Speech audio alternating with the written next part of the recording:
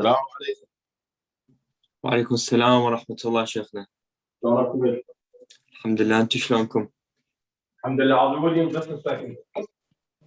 All right, I'm just gonna wait for I think we're already live. Never mind. Let's see.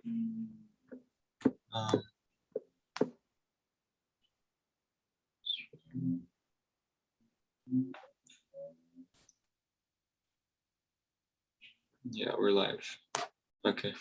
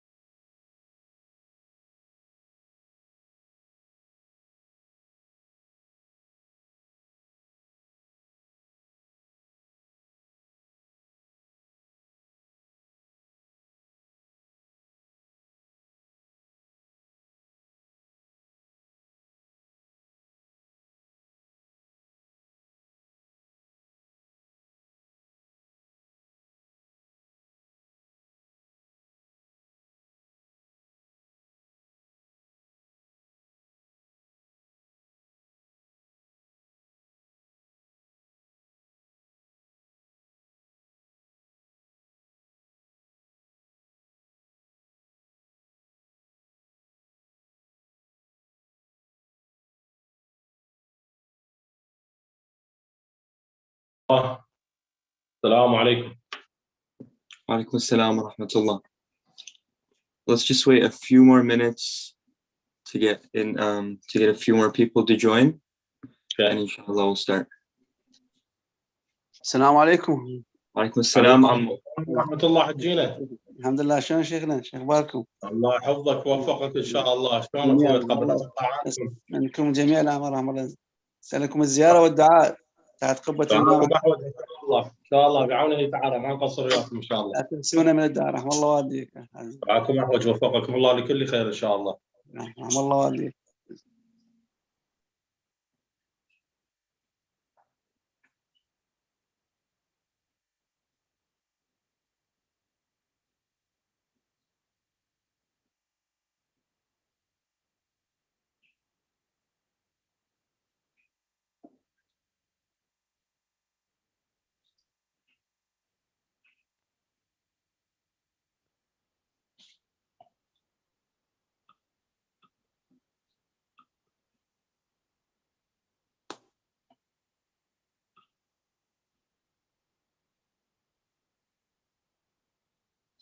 Tonight, inshallah, is the 4th or the 5th in Vancouver? It's the third. Is the third night or the third day? Third night. It's third day. Sorry, yeah, third day. So it's the fourth night. Yeah, third day. It's the fourth night.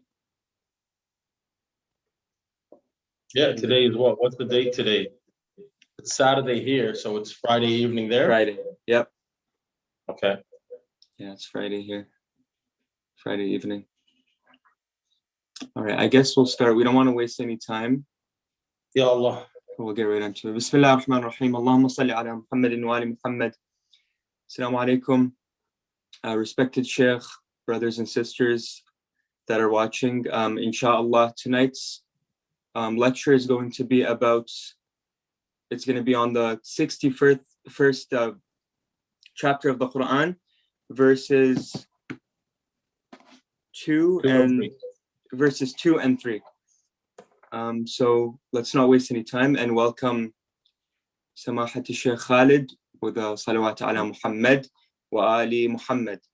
Allahumma salli ala Muhammad wa ali Muhammad.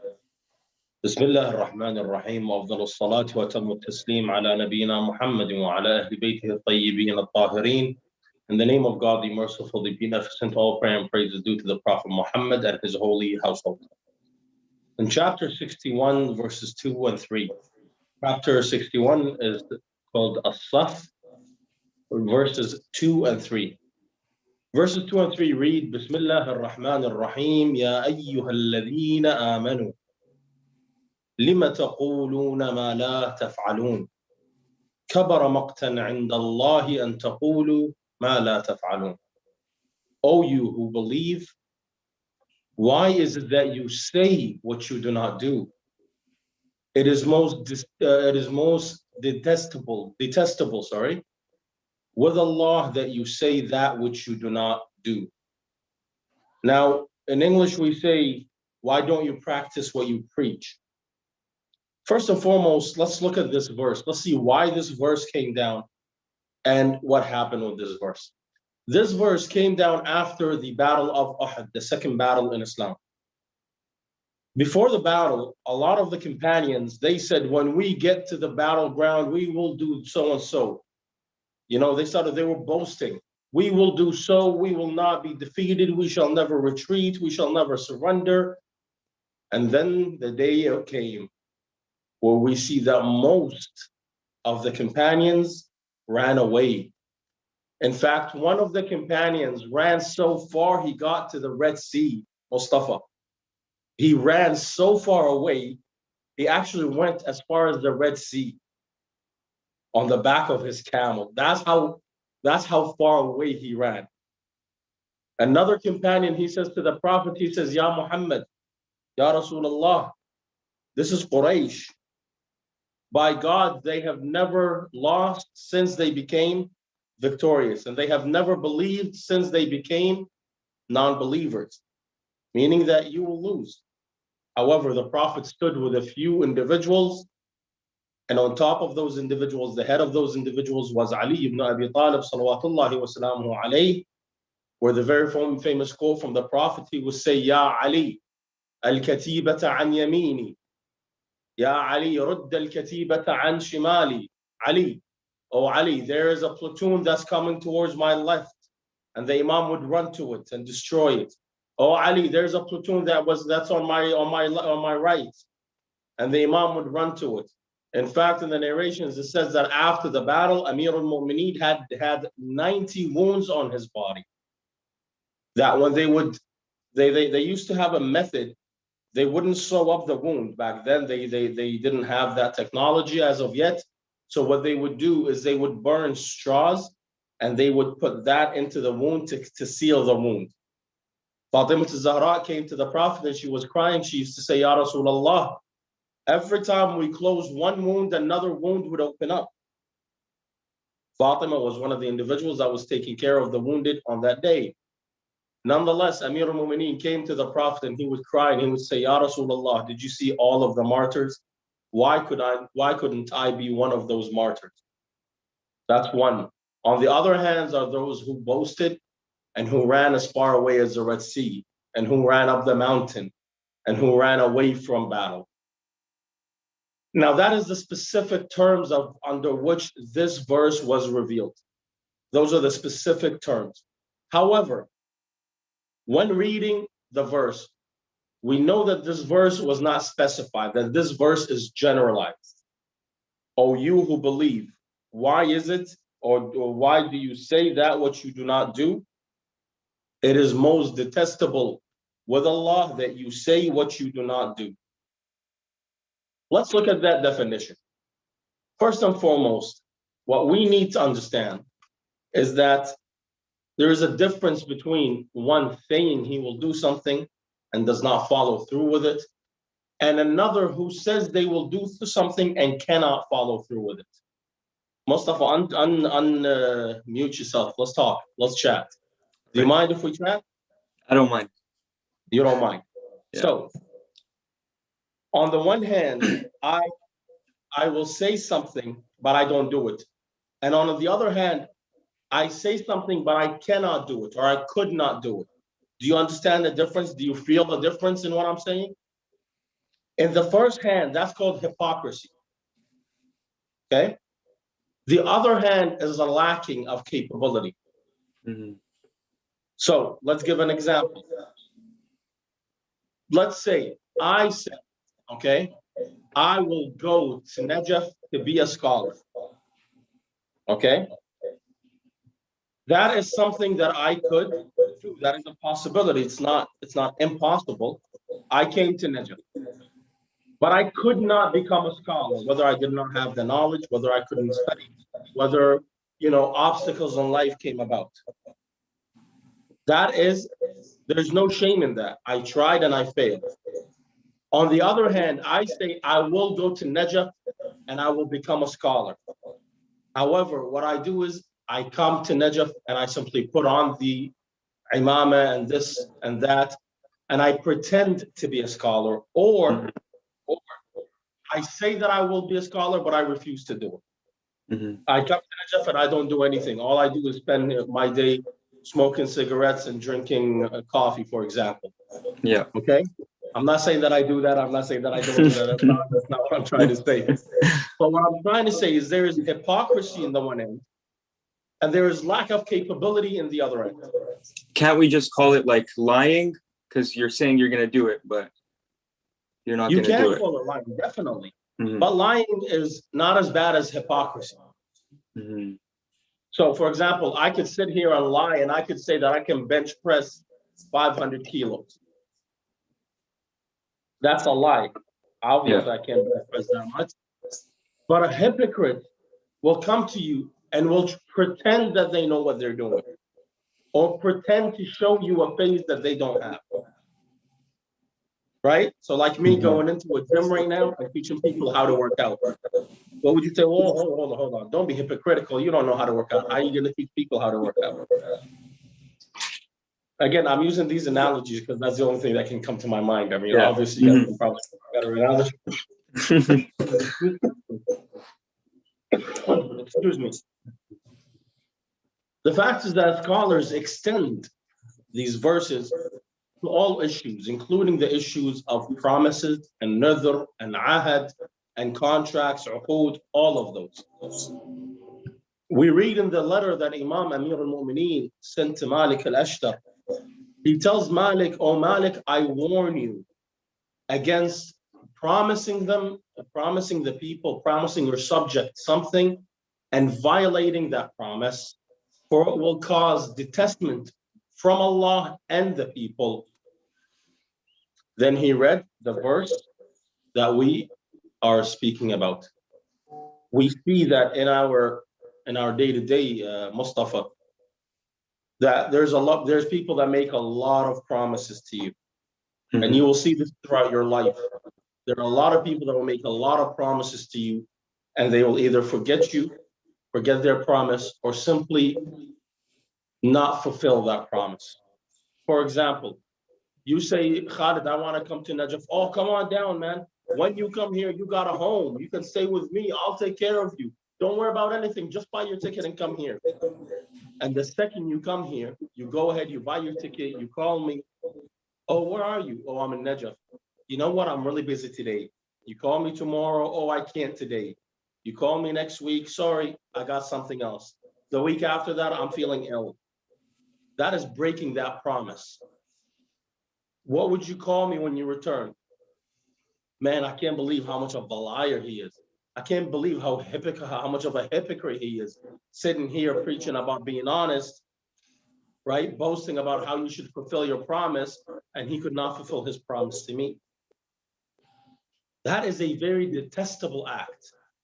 And in fact, when we look into ourselves, we need to be aware of that. Do we have that attribute within us?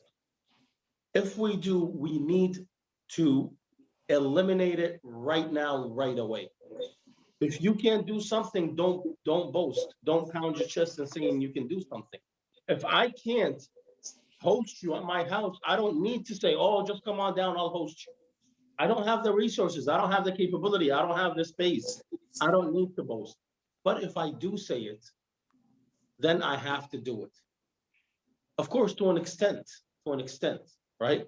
Meaning that if you want to come here for 2 or 3 days, you're welcome, but not someone that wants to come here and live here for 3 years and they expect me to pay for them, for example, okay? That's not what I'm saying. Again, I'm using analogies, Mustafa. I'm not saying don't come to Iraq. You're welcome to come to Iraq. I don't know if this counts as an example, but like, for example, in our community sometimes, or like Iraqis in general, like it's a cultural thing where you ask, or somebody tells you, they're like, oh, if you want anything, just come to me.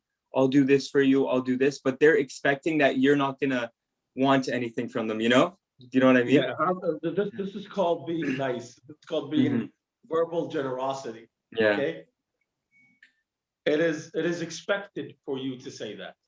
So when you call me and you say, I'm going to come to Najaf, it is expected for me to say, oh, you're welcome, come on down, the house is yours. Mikasa sukasa, as we say, right?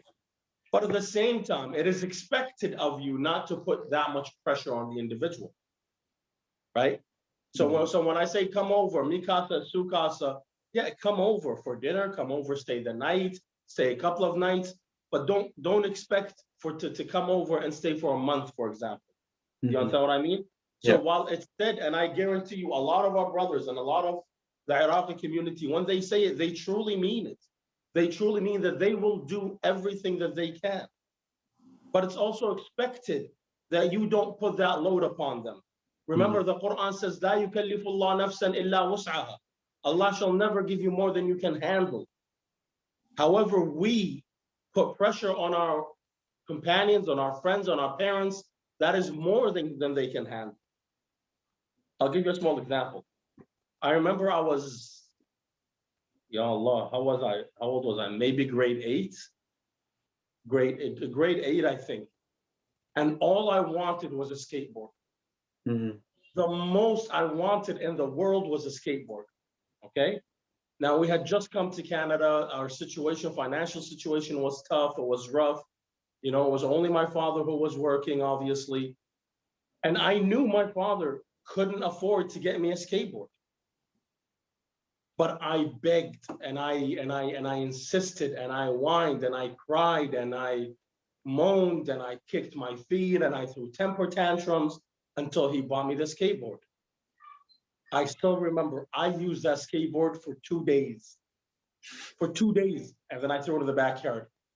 And I have no idea what happened to it after that. So right there, if I put pressure on my father, that was needless pressure. And I knew it was needless pressure, but I wanted something new. I was a child. We have to be aware of that. I know my father has limited income. I don't need to throw a hissy fit every time the new iPhone comes out because I expect him to buy me the new iPhone. And I see this all the time. Oh, the new PlayStation 5 came out. Well, everybody has it. Why won't you get me the new PlayStation 5? All my friends have it, right? The new, I don't know how much it costs, but I can assure you it's not going to cost $100. I don't know. What does it cost, Mustafa? Like, depends. There's like the digital version, or around 500-600 maybe. So a little bit more than just bucket change. Yeah. No, pocket change. Pocket change. Yeah. Pocket change. Man, I've been living here for so long that a lot of my analogies are losing, man. Nonetheless, we understand from this verse the concept of it being general, of it being generalized to not just that specific issue. Now, One of the most renowned issues that we have within communities, within religious communities, whether it be Muslim, Jewish, Christian, Buddhist, Hindu, Sikh, whatever community, whatever religious community that we might have, is that a lot of people do not adhere to their religious scripture. If we don't finish the subject today, inshallah, we will continue with it tomorrow. Inshallah. We have less than 10 minutes left. Now, one would say that people are hypocrites because they don't adhere to their scripture. And here we say, pump your brakes. Don't automatically assume everybody's a hypocrite because they do not adhere. All right? We have that there are individuals that deliberately do not adhere, and there are individuals that are not deliberate in their lack of adherence to the religion. Now that we can divide it into many different sections. However, let's focus on that for a second. In Islam, we have something that's called jawarih and jawanih. Jawarih means your limbs, actions you take with your limbs. Jawanih are intentional actions. Meaning what? Meaning things that you feel, emotion, spirituality, intention, anything that is not done with your physical limbs, with your body. Is that clear? Mm-hmm. So, what are jawarih? Jawarih, when you do prayer, when you do salat, salat is a part of your jawarih or jawanih? Jawanah. Jawanih? Jawarah. Jawarih. Yeah. Why? Sorry, yeah. Because you actually do physical. Now, a part of it is jawanih. A lot of the jawarih are based upon jawanih. So a lot of your physical actions are based upon intentional thought process. Okay. However, there are actions that are not that are simply based upon your intention, such as what? Such as envy, hasad. Hasad does not have a physical effect. So when I do hasad of someone, when I'm envious of someone, I'm not actually going and punching them and calling that hasad. Okay, that is a second action. Hasad is simply, it's called af'al al-jawanih at-tamma, okay, which means that it is the actions of your intention or a complete action of the intention, a non-physical action, that is. Mm-hmm. We see in the Quran says, إِنَّمَا الْأَعْمَالُ بِالنِّيَّاتِ. Indeed, your actions are based upon your intention. And we know from the ahadith that your intention, you will not get punished for, correct? Our scholars, they say, if you have a bad intention, an intention to do something wrong, I have an intention to go and steal Mustafa's bike, that intention will not be a sin, will not be committed as a sin unless I act upon it. Meaning that if on my way to steal your bike, I remember Allah and I seek His forgiveness and I return home, then I have not committed a sin. And vice versa, when you have the intention of doing something good, I have the intention of going to give sadaqah, okay? To give homage to the poor. However, on my way there, something happens and I don't do it. On my way there, I get a call saying that my child is sick, and I return home to take my child to the doctor. I didn't do the sadaqah. However, because of my good intention, Allah will reward me for that good intention. So long as it's true. So it's not the same the other way around. So if you have a bad intention, but you do good, then you don't get punished for the bad intention. No, if you have a bad intention and you don't fulfill that intention. Okay. Okay. Mm-hmm. So if it's just an intention and you repent from that intention, you remember Allah and you abandon that intention, you don't get a sin for it. It's not recorded as a sin. Mm-hmm. The opposite is if you have a good intention and you don't fulfill that good intention, it is still recorded for you as a good intention. Okay. That's one of the sides of the mercy of the Almighty. Of course, when you do the act of a good intention, then you are rewarded doubly for it, for your intention and for your and for your action. Mhm. However, for the sin, it is only recorded if you actually commit that sin. Okay? Now, that is, as we said, except for envy. Now, some scholars say that no, envy is still the same as bad intention, but the majority of scholars, they go towards the concept of that it is recorded, okay, because it's called a tam, meaning that it's a complete action within itself, okay? And if you act upon that intention physically, then you have committed a different sin, another sin added to it. Mhm. Now, I want to veer on to something. Okay, we have about 8 minutes left, Mustafa. No, there's actually around 26, 27 minutes till iftar. Oh, so we Yeah, have all the we're way. pretty good. Yeah. Oh, I didn't know that It's- because I was told I have half an hour. My apologies. No, it's just this muhadara is till iftar, and then after iftar it's the I'll look at it. Inshallah, Yeah. that's great news. Okay. Yeah. So we see here that what does the verse say? It says, Ya ayyuha alladhina amanu, O you who believe. Why is it that you say what you do not do? It is most detestable with Allah that you say what you do not do. One thing I want to reflect upon is the concept of believe. Now, one would say, well, what does believe have to do with action? And my answer is that your action should be and is usually based upon your belief. So, Allahumma salli ala Muhammad wa ali Muhammad.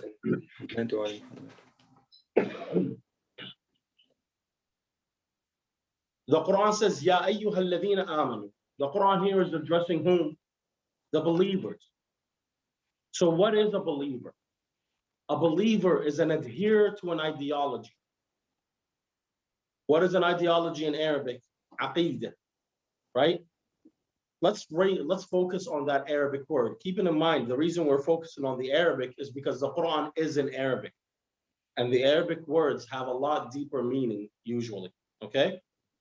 So if I say ideology, ideology comes from Latin and Greek, I believe it was. Nonetheless, Aqidah in Arabic comes from the term aqd, contract, okay? The term itself, aqd, means to tie something. So for example, when you want to throw away the rubbish, the trash, what does your mother say? Agated cheese, yola. Huh? Did you tie up the bag or not? Huh? Aget, yani aqd, right? Mhm. It's just in our tongue, in the Iraqi tongue, we change the qaf to get, okay? So it comes from the concept of tying. Now, when you tie a knot, when you tie something, then you tie it. Aqd here means that it is tied properly. It is tied in a proper manner. Hence, we see that people who have mental issues, we say mu'aqqad, uqda nafsiyya, okay? Meaning what? Meaning that he has tied his spirit, his self, he has a knot, so to speak. Mhm. And that knot needs to be not loosened, needs to be cut, needs to be severed. So aqidah comes from the term aqd, to tie something. When you tie something, you should tie something, or when you tie your faith, your belief system, you should tie it on two actions, on two things. Actions and spirituality, faith. So what is the difference between faith and aqidah, you would say? Faith is that which is felt in the spirit. It is that which is felt in your heart.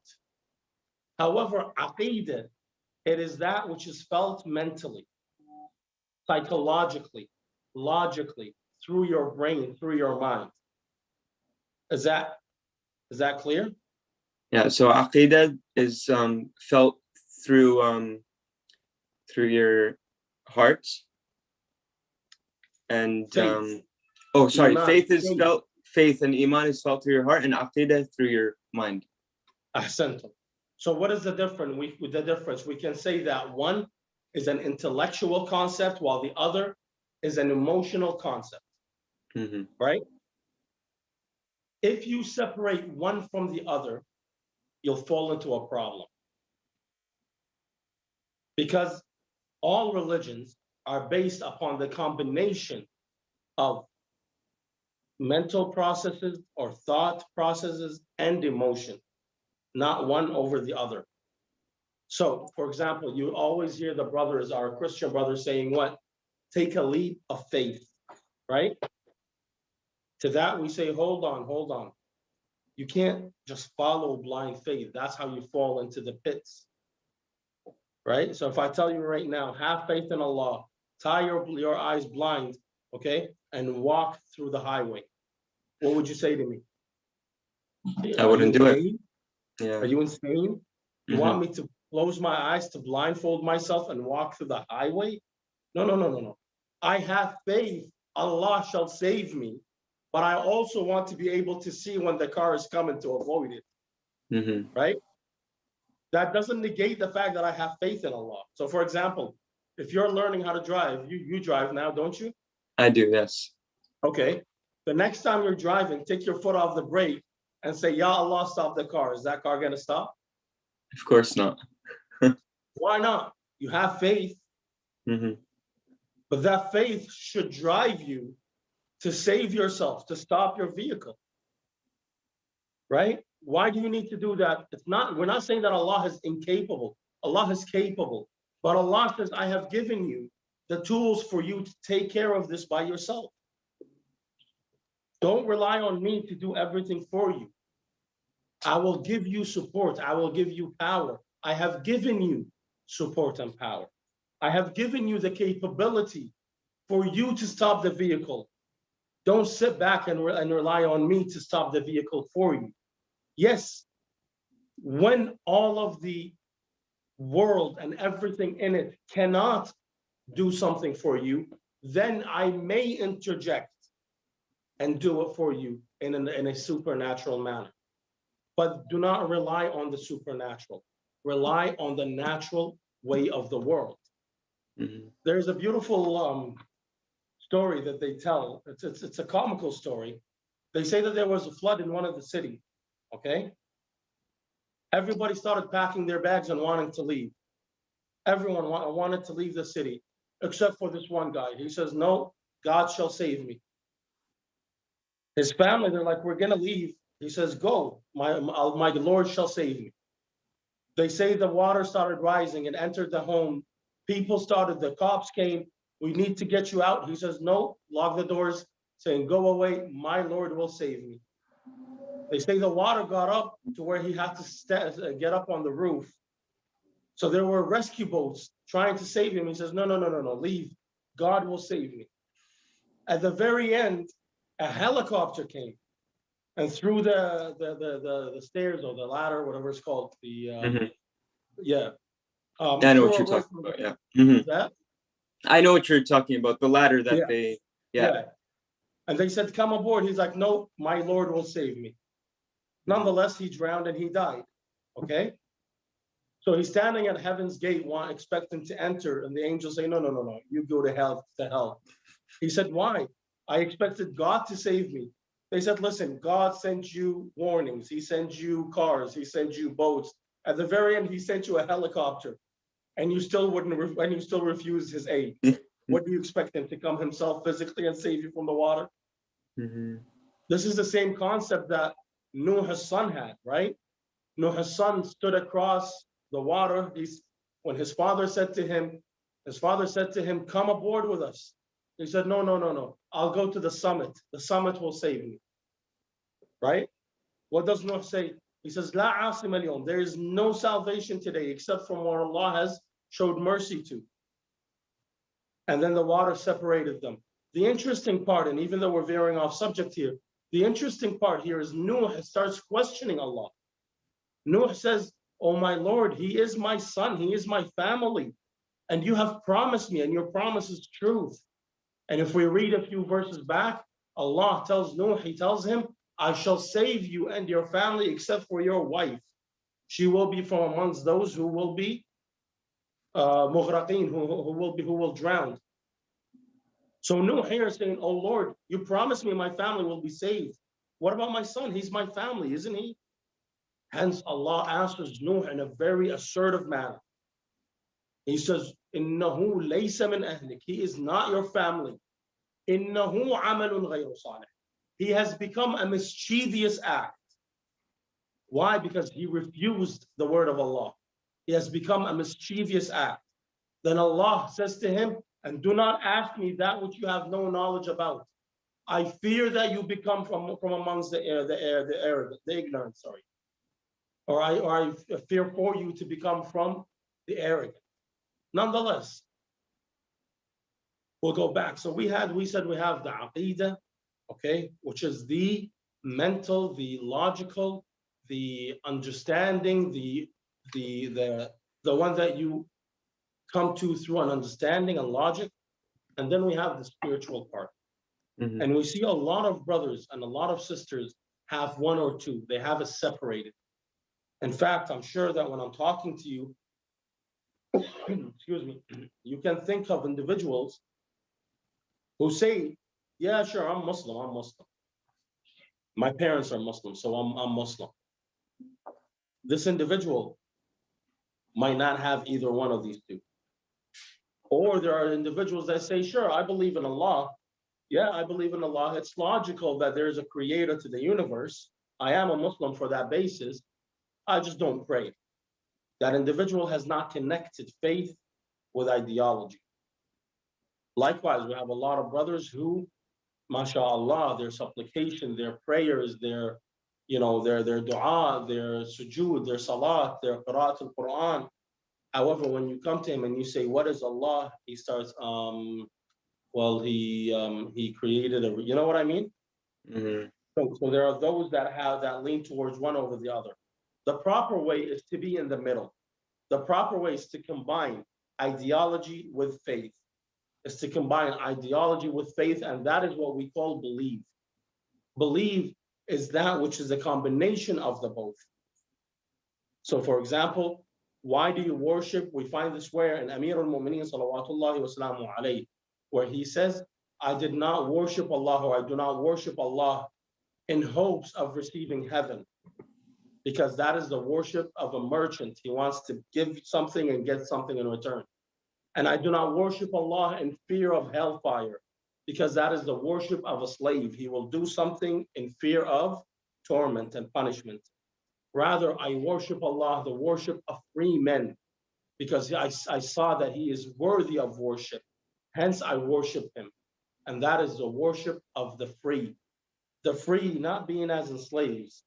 And there is a point that we need to focus on here, brothers and sisters. When the Quran says free men, not free as in that they're not slaves or indentured slaves. Free as in that they are free-minded. Is that clear?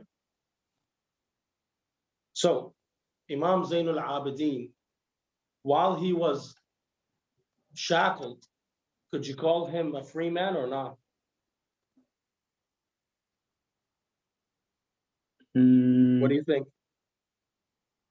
Yes. Imam Zainul Abidin. Yes, of course. He was shackled, but Mhm. was he free or not? He was free. He was free. He might not have been free physically. Physically, he couldn't run away. He couldn't go wherever he wanted to. But spiritually and mentally, he was free. Hence, he stood in front of Yazid as a free man. And he said to Yazid, how would you respond if the Prophet was sent today and saw us, his family, in this position? Right? And he stood in front of Ubaydullah ibn Ziyad. And he said to him, Abil Mawti tuhaddiduni, do you threaten me with death? Do you not know that death is a habit to us, and our blessing from Allah is martyrdom? Those are not the words of a slave. A slave stands with their head bowed. These are the words of a free man, because while his body was enslaved, his body was prisoned, his heart and his mind were free. We see this with every imam, especially Imam Al-Kadhim. Imam Al-Kadhim, who spent his majority of his life, a third to two-thirds of his life in prison. However, when they would torture him, and he would raise his hands in supplication, and he says, oh my Lord, I don't know how to thank you. How long have I asked you to free up space and time for me, to give me time to be able to do my prayer and supplication? And you have given me that time. And for that, I thank you. Now imagine me and you right now being thrown in a dungeon. Would we really have that type of belief where I would raise my hand to Allah and say, thank you for giving me the time to pray? You know what? In my day-to-day, I was busy with video games, with work, with responsibilities, with the student loans, with studies. However, the Imam says that. He says, oh my Lord, I don't know how to thank. How do I thank you? How do I thank you for giving me time? Oh, Maulana, you're in prison. You're in a dungeon. You're in a dungeon where he could not stand tall. He could not stand upright. Did you know that? Imam al-Kawthar alayhi salam could not stand upright. In fact, Harun al-Rashid in the prison of Shahak ibn Sindi, when he, Sindi ibn Shahak, sorry, when he entered the prison, and it was a dungeon inside the house of Ibn Shahak, he looks, he says, where is Musa? We call him. Where is he? He says, don't you see that cloak that's thrown on the ground? He said, yes. He says, that's him right there. That is him. He says, that's a cloak. He says, no, that's him. He's that frail. He's that weak. He has no more meat on his bones, so to speak. That's him. He does one sujood from morning until dhuhr. Then another sujood from dhuhr until maghrib. Then he eats a little bit and maybe he gets a small shut-eye, okay? And then he continues with his supplication and his prayer until morning comes. Nonetheless, inshallah, tomorrow we will continue with the concept of ideology versus belief versus faith, and we'll explore to the concept. And I'd like for my brothers and sisters to tune in tomorrow and let's have a discussion of what causes an ideology to be, what's the word here? Extreme or lean towards extremism, and what doesn't. So why is it that within every religion we have an extremist ideology, and we have a moderate ideology, and we have a liberal ideology? Walhamdulillahi Rabbil Alameen wa salatu ala Muhammad wa alihi at-tayyibin at-tahirin. Allahumma salli ala Muhammad wa ali Muhammad. Ahsantum Shaykhna. We have 11 minutes till iftar, so if anybody has any questions until then, I'm sure the Sheikh would be glad to answer any questions. So anybody has a question, just unmute your mic and ask, inshallah.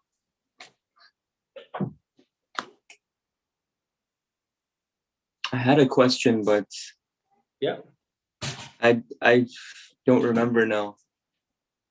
That's why I should have a pen and paper already.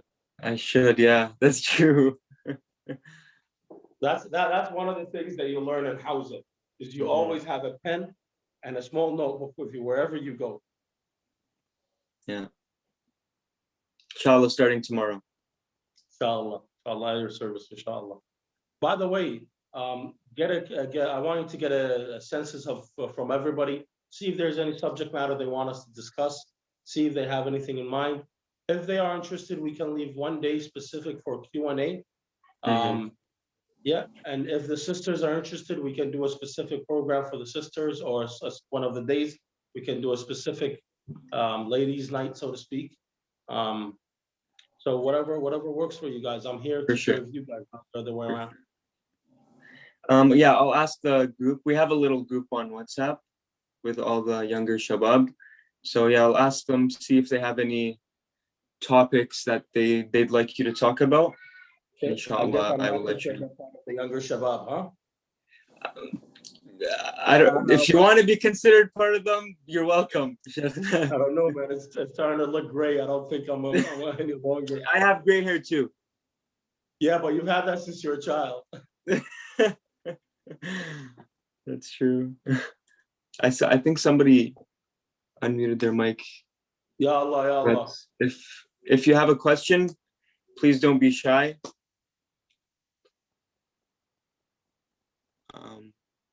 Okay, there's a question, but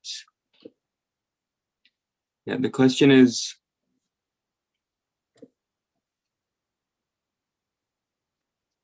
how is Allah created? How is Allah created? Yeah, that was the question. I don't know, maybe they typed it out wrong.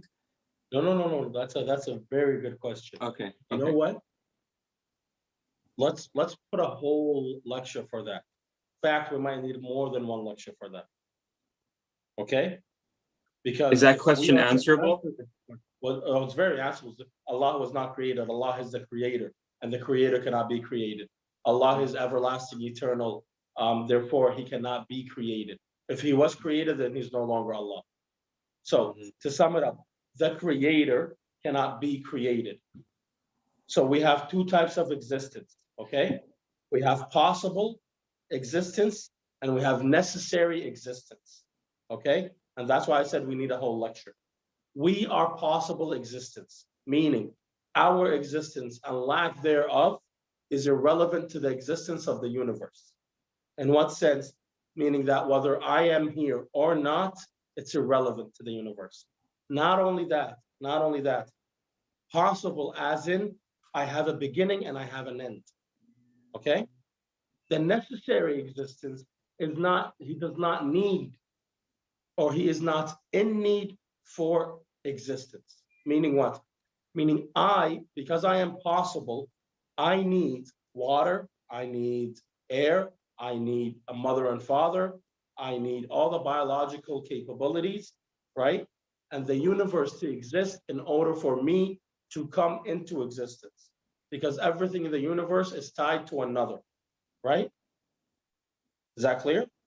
Mm-hmm. One of the there's another what's it called? There's another question that came in. As for the necessary in existence, the necessary, his existence is necessary within itself. Meaning that his existence does not need a form of existence. It does not rely on anything else. And if we do the whole causality, the cause and effect, you would have to come to an end where something created without being a creator, without being created. Mm-hmm. You understand what I mean? We need to explain this into details and we need to go slowly with it.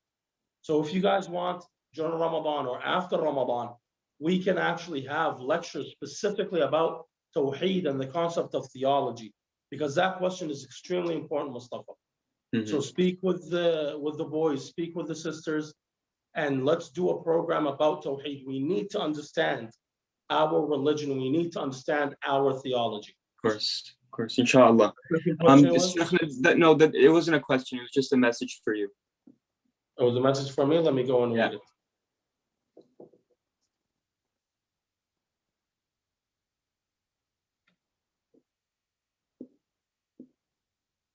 يا هلا بابو جعفر. يا هلا بابو جعفر العزيز. حياكم الله مولانا، مشتاقون.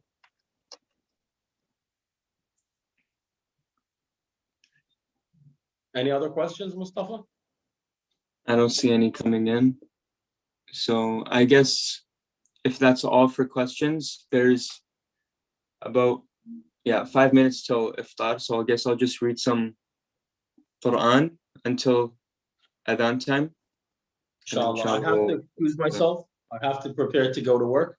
So please make dua for me. Inshallah. And I will remember to, inshallah, pray for us too. Make dua for you in Tariq Amir al-Mu'mineen alayhi salam. Inshallah. Thank you for another great lecture, by the way, Sheikhna.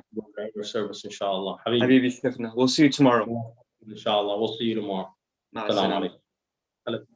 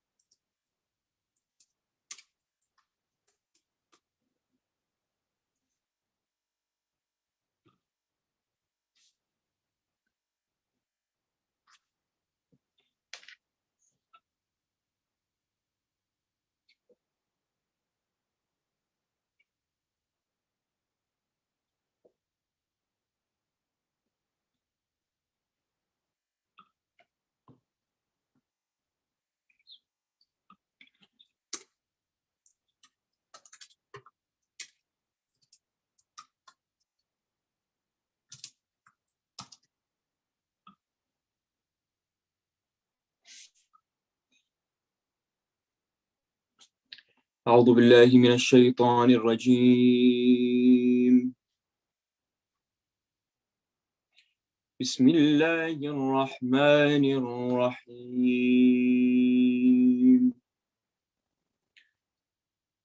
هل أتى على الإنسان حين من الدهر لم يكن شيئا مذكورا إنا خلقنا الإنسان من نطفة أمشاج نبتليه فجعلناه سميعا بصيرا إنا هديناه السبيل إما شاكرا وإما كفورا إنا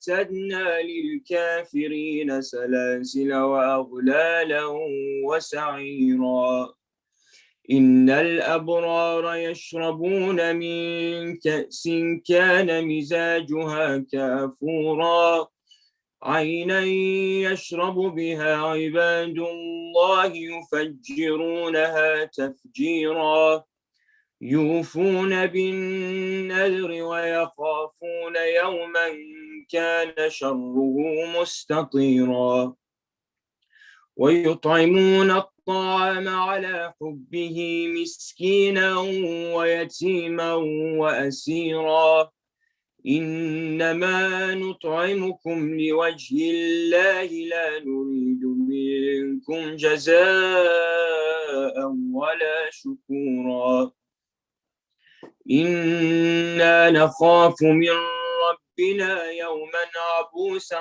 قمطريرا فوقاهم الله شر ذلك اليوم ولقاهم نضرة وسرورا وجزاهم بما صبروا جنة وحريرا متكئين فيها على الأرائك لا يرون فيها شمسا ولا زمهريرا ودانية عليهم ظلالها وذللت قطوفها تذليلا ويطاف عليهم بآنية من فضة وأكواب كانت قواريرا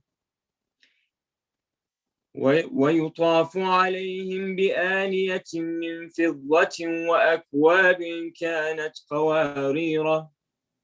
قوارير من فضة قدروها تقديرا ويسقون فيها كأسا كان مزاجها زنجبيلا عينا فيها تسمى سلسبيلا ويطوف عليهم ولدان مخلدون إذا رأيتهم حسبتهم لؤلؤا منثورا صدق الله العلي العظيم. اللهم صل على محمد وآل محمد.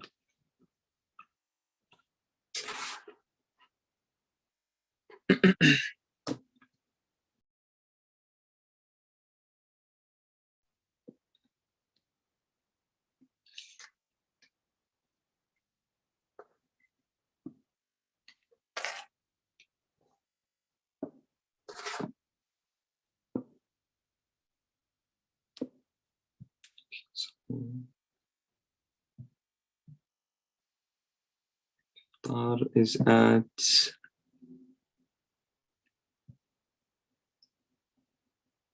8:21 today.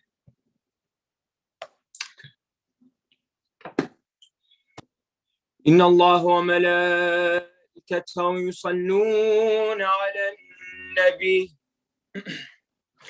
يا أيها الذين آمنوا صلوا عليه وسلموا تسليما. اللهم صل. سبحان الله والحمد لله ولا إله إلا الله والله أكبر.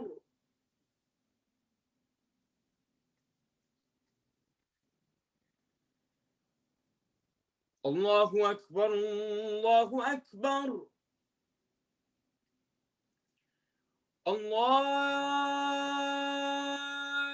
الله أكبر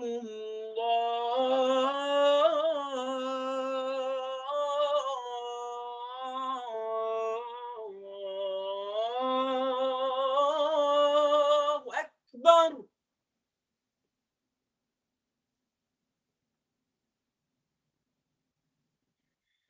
أشهد أن لا إله إلا الله.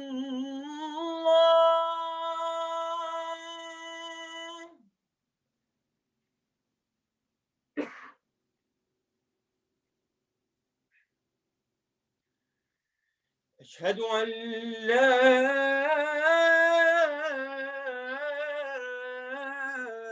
إله إلا الله.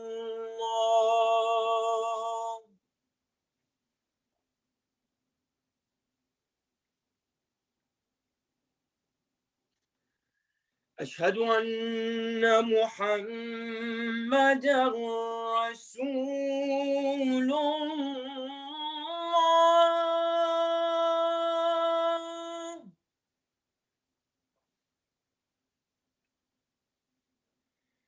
أشهد أن محمدًا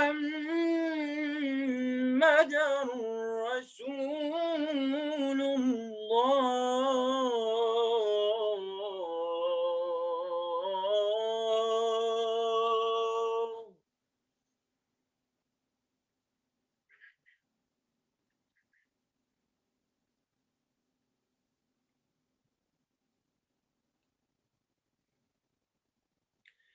أشهد أن عليا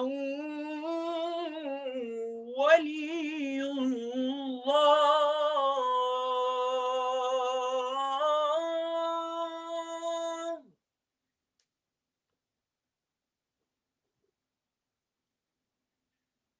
أشهد أن عليا حجة الله.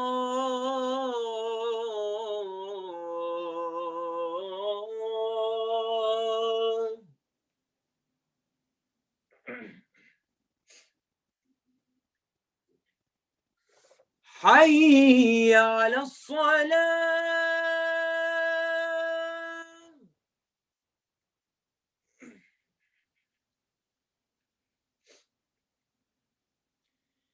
حي على الصلاة.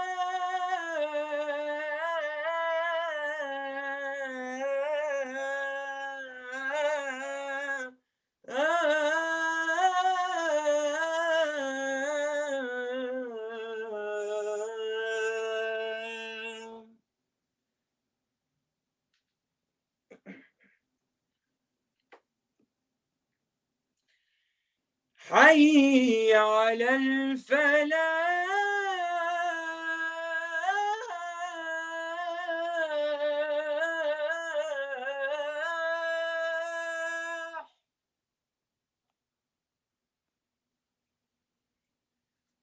حي على الفلاح.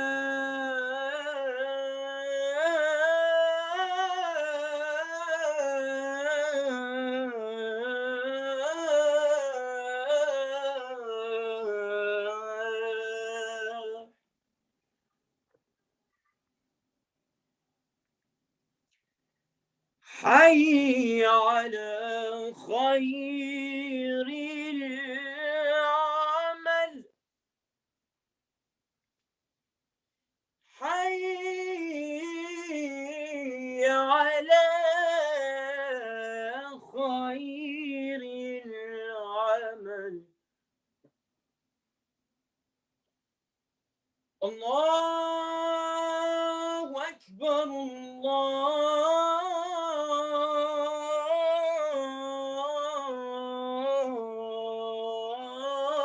الله أكبر. لا إله إلا الله. لا